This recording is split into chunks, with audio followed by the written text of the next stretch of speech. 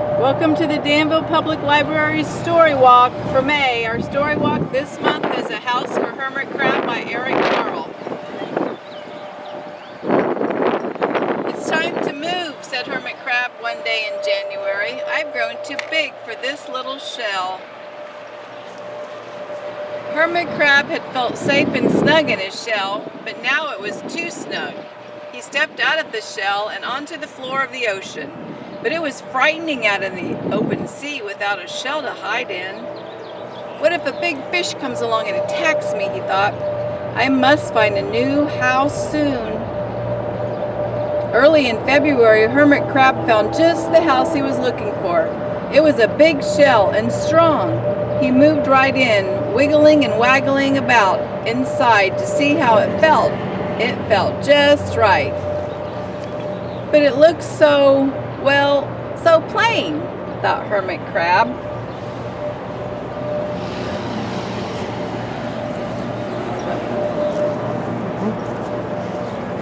In March, Hermit Crab met some sea anemones. They swayed gently back and forth in the water. How beautiful you are, said Hermit Crab. Would one of you be willing to come and live on my house? It's so plain, it needs you. I'll come, whispered a small sea anemone. Gently, Hermit Crab picked it up with his claw and put it on his shell. In April, Hermit Crab passed a flock of starfish moving slowly along the sea floor. How handsome you are, said Hermit Crab. Would one of you be willing to decorate my house? I would, signaled a little sea star. Hermit Crab picked it up with his claw and put it on his sea house.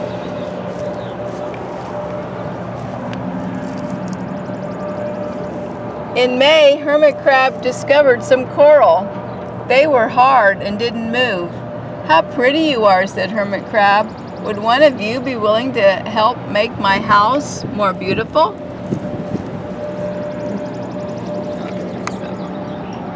I would, creaked a crusty coral. Carefully, Hermit Crab picked it up with his claw and placed it on his shell. In June, Hermit Crab came upon a group of snails crawling over a rock on the ocean floor. They grazed as they went, picking up algae and bits of debris and leaving a neat path behind them.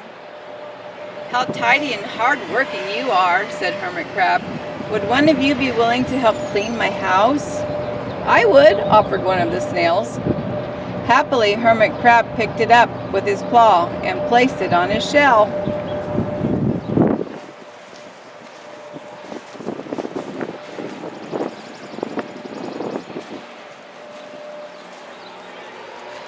In July, Hermit Crab came upon several sea urchins.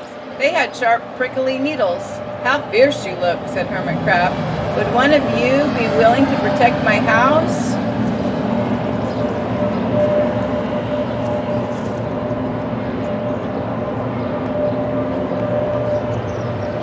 I would, said a sparky sea urchin, spiny sea urchin. Hermit Crab picked it up and placed it on his shell. In August, Hermit Crab and his friends wandered into a forest of seaweed. It's so dark here, thought Hermit Crab. How dim it is, he murmured the sea anemone.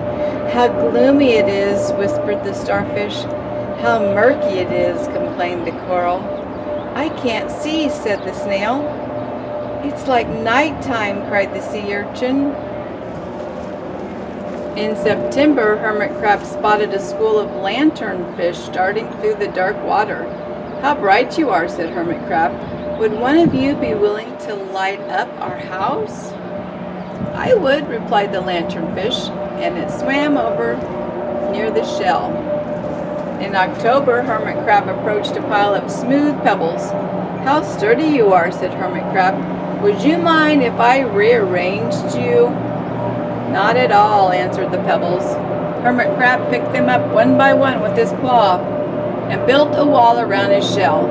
Now my house is perfect, cheered Hermit Crab. But in November, Hermit Crab felt his shell was almost a bit too small. Little by little, over the year, Hermit Crab had grown. Soon he would have to find another, bigger home. But he'd come to love his friends, the sea anemone, the starfish, the coral, the sea urchin, the snail, the lanternfish, and even the smooth pebbles. They have been so good to me, thought Hermit Crab. They're like a family. How can I ever leave them? In December, a smaller hermit crab passed by. I've outgrown my shells, she said. Would you know of a place for me? I've outgrown my house too, answered Hermit Crab.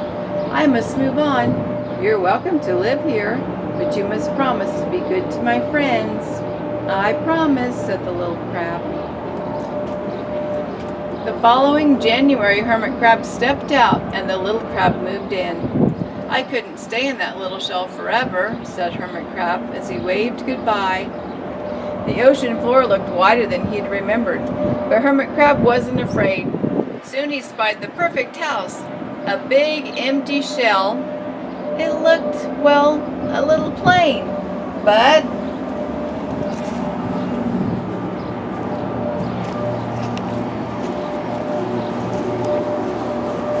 sponges, he thought. Barnacles, clownfish, sand dollars, electric eels. Oh, there are so many possibilities. I can't wait to get started. The end. Thank you for joining us on our story walk. So come on down to the Danville Public Library on the south side of the building and enjoy the story walk.